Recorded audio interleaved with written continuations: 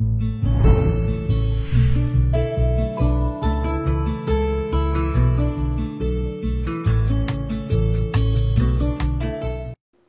meu amigo, minha amiga, meu irmão, minha irmã, todos bem? Vamos dar continuidade então a essa sériezinha de vídeos para os adventistas que não conhecem a sua própria história, a história da sua igreja. Vamos lá, o que Ellen White escreveu e orientou a Igreja Adventista do Sétimo Dia sobre escultura e imagens. Vamos aos textos. O culto de imagens foi uma das corrupções do cristianismo que se insinuaram na igreja furtivamente e quase sem serem notadas nem observadas. Esta corrupção, semelhante a outras heresias, não se desenvolveu de pronto, pois que em tal caso teria encontrado decidida censura e reprovação. Antes, começando sob um belo disfarce tão gradualmente, foi uma prática introduzida após outra em conexão com a mesma, que a igreja se tornou profundamente embebida no costume da idolatria, não somente sem qualquer oposição eficaz, mas quase sem qualquer decidida demonstração, e quando finalmente fez um esforço para desarraigá-la, verificou-se que o mal estava muito profundamente fixo para se admitir a sua remoção. Imagens e quadros foram a princípio introduzidos nas igrejas, não para serem adorados, mas antes em lugar dos livros, a fim de darem instrução àqueles que não sabiam ler ou excitar devoção no espírito de outros. Até que ponto corresponderam a tal propósito é duvidoso, mas concedendo, embora que este fosse o caso por algum tempo, logo deixou de ser assim, e notou-se que os quadros e imagens obscureciam a mente dos ignorantes em vez de esclarecer, degradavam a devoção do adorador em lugar de a exaltar. Vi que, afinal, as normas foram rebaixadas e que os pagãos se uniram com os cristãos.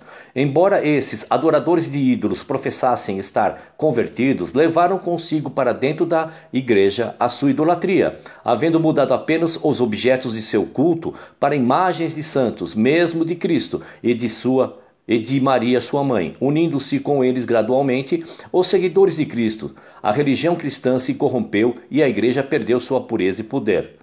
Alguns recusaram unir-se com eles, preservando assim sua pureza e adoração a Deus somente.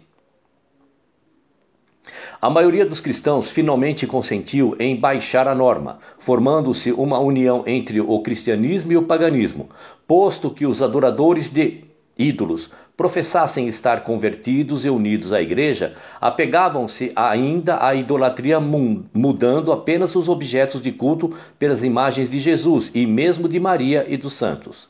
O fermento vil da idolatria, assim trazido para a igreja, continuou a obra funesta. Doutrinas errôneas, ritos supersticiosos e cerimônias idolátricas foram incorporados em sua fé e culto. Unindo-se os seguidores de Cristo aos idólatras, a religião cristã se tornou corrupta e a igreja perdeu sua pureza e poder. Alguns houve, entretanto, que não foram transviados por esses enganos. Mantinham-se ainda fiéis ao autor da verdade e adoravam a Deus somente. Suprimido o revelador do erro, agiu Satanás à vontade. A profecia declarara que o papado havia de cuidar em mudar os tempos e a lei. Para cumprir esta obra não foi vagaroso, a fim de proporcionar aos conversos do paganismo uma substituição à adoração de ídolos e promover assim a sua aceitação nominal do cristianismo. Foi gradualmente introduzida no culto cristão a adoração das imagens e relíquias.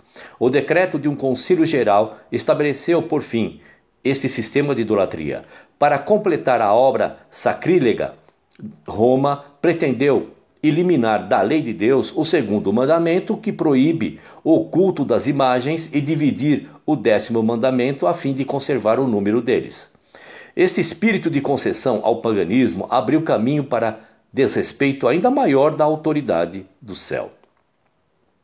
Satanás exultou com a queda de tantos e instigou então a igreja caída a obrigar os que preservavam a pureza de sua religião a render-se às suas cerimônias e cultos de imagens, ou então serem levados à morte. Os fogos da perseguição foram de novo inflamados contra a verdadeira igreja de Cristo e milhões foram mortos sem misericórdia. Isto me foi apresentado da seguinte maneira: Um grande grupo de idólatras pagãos levava uma bandeira negra na qual havia figuras do sol, da lua e das estrelas. Este grupo parecia estar muito violento e irado. Foi-me mostrado então outro grupo conduzindo uma pura bandeira branca, sobre a qual estava escrito pureza e santidade ao Senhor. Seu semblante estava marcado com firmeza e celestial resignação. Vi os idólatras pagãos aproximarem-se deles, e houve grande mortandade. Os cristãos se derreteram diante deles, contudo o grupo cristão se juntava mais ainda e ainda mais firmemente sustentava a bandeira. Vi o grupo de idólatras consultando-se, falhando em obrigar os cristãos a se renderem. Maquinaram outro plano, vi-os baixarem a sua bandeira e aproximar-se então desse firme grupo cristão e fazer-lhe propostas. De início, suas propostas foram integralmente recusadas. Vi então o grupo cristão consultar-se. Alguns disseram que baixariam a bandeira, aceitariam as propostas e salvariam a vida e, afinal, teriam forças para levantar sua bandeira entre os pagãos. Uns poucos, entretanto, não se renderam a este plano, mas firmemente escolheram morrer, sustentando a sua bandeira antes que baixá-la. Vi então muitos baixarem a bandeira e unirem-se com os pagãos, mas os firmes e inflexíveis lograram de novo tomá-la e conduzi-la no alto. Vi que pessoas estavam continuamente deixando o grupo dos que levavam a pura bandeira branca, unindo-se com os idólatras sobre a bandeira negra, a fim de perseguirem os que conduziam a bandeira branca. Muitos foram mortos, todavia a bandeira branca foi sustida no alto, e crentes eram despertados para se reunirem em torno dela. Esculturas já estão na sede da Associação Geral da Igreja Adventista do Sétimo Dia. Agora você vai fazer uma análise. Se realmente a igreja que você tanto defende, a profetisa que você tanto defende, se realmente a organização adventista dá ouvidos à sua profetisa. Você já viu em vídeos anteriores? Que não, né? Mas vamos lá. Não farás para ti imagem de escultura, diz o texto bíblico. Você conhece esse texto, concorda?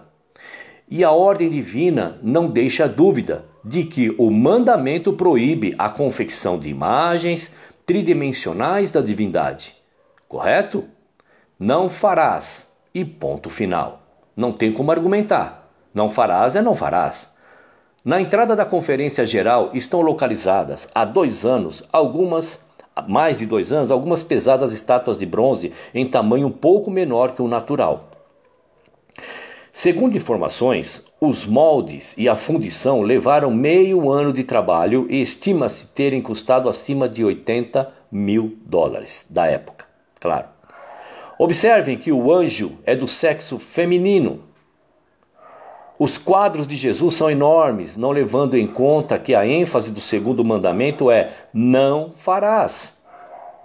Há uma espécie de veneração nessas imagens gráficas que distorcem e corrompem a pureza do cristianismo. Sim, claro, segundo Ellen White.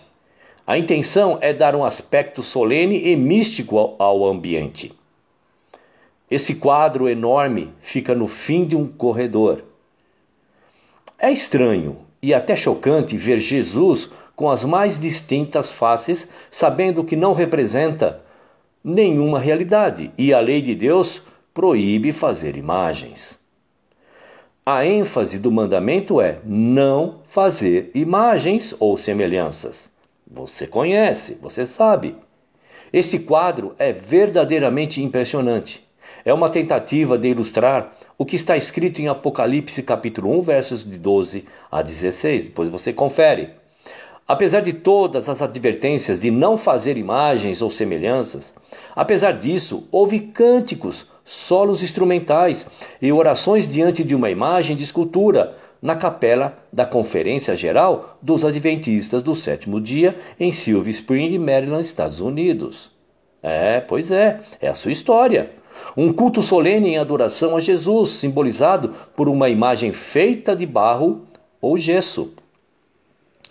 Não importa o material e é irrelevante discutir se era adoração ou veneração. Não importa para entrar no mérito. O fato é que naquele culto adventista realizado na capela da sede mundial da igreja, uma imagem de escultura ocupava o lugar de Jesus. Ernest Meyer esteve lá e as fotos que ele mandou comprovam o que eu estou mostrando para vocês aqui. A solenidade começou às 7h30 da noite da quarta-feira no Salão Nobre da Conferência Geral em Silver Spring, Maryland. Certo? À entrada, senhoritas uniformizadas distribuíam cartões e folhetos coloridos de magnífica qualidade gráfica, com imagens das esculturas à frente e, no verso, o logotipo oficial da Igreja Adventista do Sétimo Dia. A reunião durou cerca de 45 minutos. Houve música, canto e descrição de fatos relacionados com a vida de Jesus, como de costume é feito nos cultos. Inauguração das esculturas da volta de Cristo apresentadas à Igreja Mundial em Toronto e a partir de agora instaladas na sede mundial da Igreja Adventista do Sétimo Dia até então. O escultor Victor Issa, autor das esculturas, alterava as feições de um suposto busto de Jesus. Veja aí. Para que todos pudessem ver melhor, as cenas foram ampliadas através da projeção e um telão, muito usado nas igrejas agora, né? Uma apresentação semelhante foi feita durante o dia para os pastores, administradores e funcionários da Conferência Geral, para que ninguém perdesse a oportunidade de serem idólatras, claro. Enquanto o artista mudava as expressões da fisionomia da imagem de Jesus, de modo solene, ao som de música sacra, descreviam-se fatos sobre a vida de Jesus. Uma coroa de espinhos foi colocada sobre a cabeça de Jesus. Finalmente, o artista mudou as feições de sofrimento para alegria e colocou uma coroa dourada sobre a imagem. Não havia mais do que 250 pessoas no auditório, em que é possível acomodar tranquilamente mais de 1000. A reunião terminou com um hino de louvor cantado pela congregação e uma oração como de costume. Ninguém se ajoelhou perante as imagens, porém a apresentação solene, com cânticos, músicas e oração, tendo como foco exclusivo o busto tridimensional de Jesus Cristo, torna fora de questão a atitude de venerar, adorar, se ajoelhar ou não. Para mim, não há dúvidas, foi no mínimo veneração, e muito bem caracterizada como você está vendo nas fotos aí. Sei que no passado Deus deu ordens específicas para incluir em querubins imagens de anjos no propiciatório sobre a Arca da Aliança na construção do santuário. Você conhece a história e tudo mais, né? Mas o mesmo Deus, em algumas ocasiões, mandou também destruir nações inteiras, inclusive crianças. E não nos sentimos autorizados a fazer o mesmo por causa dessa aparente permissão. Certo? Uma coisa, outra coisa, outra coisa. Nenhuma dessas ordens posteriores à entrega da lei no Sinai diminuiu ou constituiu argumento aceitável para justificar a desatenção ao segundo e ao sexto mandamento do Decálogo. Tendência idolátrica adventista chega ao Brasil. Veja a gigantesca imagem de escultura conhecida como Cristo Redentor, que ilustra anúncio publicado na edição da Revista Adventista. O texto sugere que a imagem que representaria Cristo aguarda empresários, executivos e profissionais liberais de braços abertos no Rio de Janeiro. Sempre tem uma desculpa. Coincidentemente, o encontro começa no dia 12 de outubro, dedicado por lei federal ao culto de Nossa Senhora Aparecida, padroeira do Brasil. Inclusive você fica até de folga e seria realizado no Hotel Glória. A ilustração semelhante sugere há algum tempo que o Cristo Redentor abençoa também as atividades do Hospital Adventista Silvestre no Rio de Janeiro. Veja o anúncio em que a revista Adventista afirma que imagens de escultura podem concentrar suas doutrinas características de forma inesquecível e tangível. Meu amigo Adventista do Sétimo Dia. Legal? Bacana? Então, a sua denominação, de mãos dadas com o ecumenismo, de mãos dadas com a política, de mãos dadas com ditadores, de mãos dadas com guerras biológicas e agora de mãos dadas com o quê? Com a idolatria. Você que me ofende, que me atinge, que me ataca, a minha moral, a minha família, analise, tá? Analise. E você que segue meu canal, adventista ou não, que se comporta no mínimo de uma maneira cristã, com amor, com respeito, é para você também pensar um pouco se o que a tua denominação prega como verdade absoluta, ela age da maneira que prega. Do jeito que vocês defendem tanto a sua denominação, se segue realmente, verdadeiramente, a profetisa representada por Ellen White e suas orientações. Tá certo?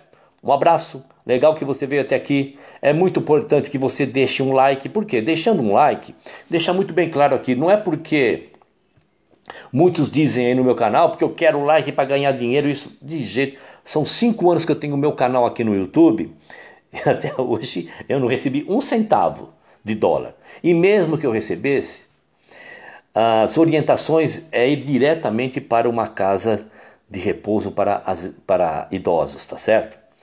Não é. Eu peço like, sabe por quê? Porque o YouTube ele percebe que o canal está sendo bem visto, está com boa aceitação, ele propaga o canal nas outras redes sociais, nas outras plataformas. É para isso só, tá certo? Um abraço e até o próximo vídeo.